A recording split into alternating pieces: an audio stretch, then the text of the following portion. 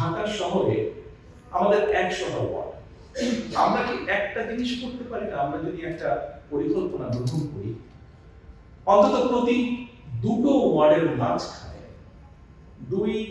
3 থেকে 4 বিঘা একটা জায়গা যদি আমরা বের করে রাখি, একটা সবুজ জায়গা, সেখানে বাচ্চারা খেলবে, মুরব্বীরা, বয়স্করা যারা আছেন যাদের প্রয়োজন তারা সেখানে হাঁটবেন, অর্থাৎ মানুষ সেখানে চারিদিকে এখানকার মাঠগুলো আপনারা দেখেছেন যে বিভিন্ন যেটা বললাম বিভিন্ন এলাকায় আছে যে গাছ মাঠগুলো সুন্দর মোটামুটি চাপন এবং চারদিকে বড় বড় গাছ লাগানো, অর্থাৎ বুক ভরে শ্বাস নেওয়া যায়।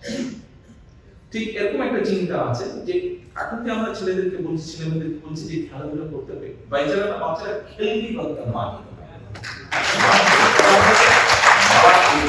জায়গা দিতে হবে, খোলা জায়গা দিতে হবে যেখানে বাচ্চারা যাবে। আমরা অনেক সময় শুনি আত্মীয় স্বজন বিভিন্ন পরিবার পরিজন করে এই বাচ্চারা সাথে শুধু ফোন নিয়ে খেলছে। আরে ভাই, বাচ্চাদেরকে তো মাঠ করে দিতে হবে, তাহলেই ওরা খেলবে। মাঠের ব্যবস্থা নাই বলেই তো আজকে সারাক্ষণ ঘরে বসে আছে, সারাক্ষণ ইন্টারনেটের মধ্যে আছে। তো এরকম একটি চিন্তা ভাবনা আছে।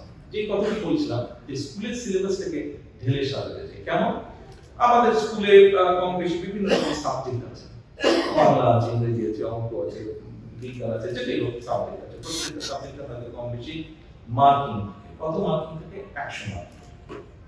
এখন আমরা 100 মার্কিং থেকে কিছু কিছু মার্কিং বের করে আনতে চাই। অবশ্যই স্পেশালিস্ট আছে, ওনাদের সাথে আমরা আলাপ করবো, বাট আমাদের প্রাইমারি দিচ্ছি।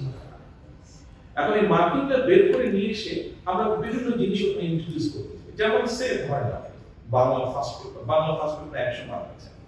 100 মার্ক থেকে যদি ওদেরকে 80 নিয়ে আসেন, 20 মার্ক বের করে নিয়ে আসেন। আচ্ছা, এই 20 মার্কটা কোথায় দিলাম?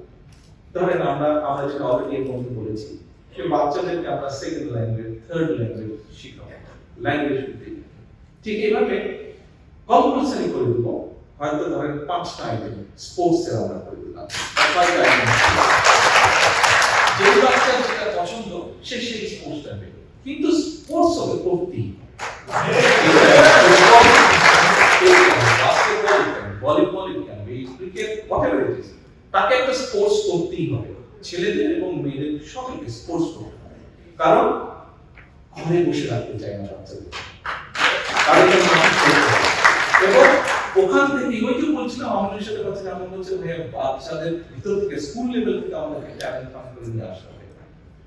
এটা লং টার্ম যেটা টার্গেট, আমাদের লং টার্ম যেটা আমি চিন্তা করছি, ধরেন আমরা তত্ত্বাবধায়ক সরকারের কাছে ডিমান্ড করেছি ডিসেম্বরের মধ্যে নির্বাচন, দেশের মানুষ নির্বাচন চাই। এই নির্বাচনের জন্য গত 15 বছর আমরা আন্দোলন সংগ্রাম করে যে নির্বাচনের জন্য আমরা যারা বিএনপি করে এখানে আমাদের কোনো নেতা কর্মী সবমিকে আমরা হারিয়েছি, কোনের শিকার হয়েছে। যে আমাদের কখন বসে ওই কোন ছিল 6 মাস কোন সম্পত্তি আছে আমাদের, ওকে আমাদের পেয়েছি, অনেককে আমরা পাইনি। কিন্তু কেন এই যে এই গুম হত্যার শিকার হাজারো মানুষ গুম হয়েছে, বিএনপি হয়েছে, বিএনপির বাইরে কোনো রাজনৈতিক দল হয়েছে, সাধারণ মানুষ হয়েছে, সাংবাদিকরা হয়েছে, কেন হয়েছে? একটি সেটি হচ্ছে রাজনৈতিক অধিকার, মানুষের রাজনৈতিক অধিকার প্রতিষ্ঠার জন্য। তো এই যে মানুষের রাজনৈতিক অধিকার প্রতিষ্ঠা, এই রাজনৈতিক অধিকার প্রতিষ্ঠার মাধ্যমে আমরা এমন একটা সরকার প্রতিষ্ঠা করতে চাই যেই সরকার মানুষের কল্যাণে কাজ করবে, যেই সরকার মানুষের কল্যাণে কাজ করবে। আজকে আমরা ইনশাআল্লাহ আগামী দিনে বিএনপি সরকার গঠন করতে পারলে, ধরেন আমরা যে ডিসেম্বরের মধ্যে নির্বাচন দাবি করেছি, ডিসেম্বরে যদি নির্বাচন ইনশাআল্লাহ হয়, এই সরকার এই ইন্টারিম গভর্নমেন্ট নির্বাচন দিলে পরে, অথবা যেই টাইমই তারা বলছে, যদিও আমরা চাইছি ডিসেম্বরের মধ্যে নির্বাচন হয়ে যাবে, তাহলে 26 সাল। তাহলে নেক্সট অলিম্পিক কবে হচ্ছে? নেক্সট অলিম্পিক কবে হচ্ছে?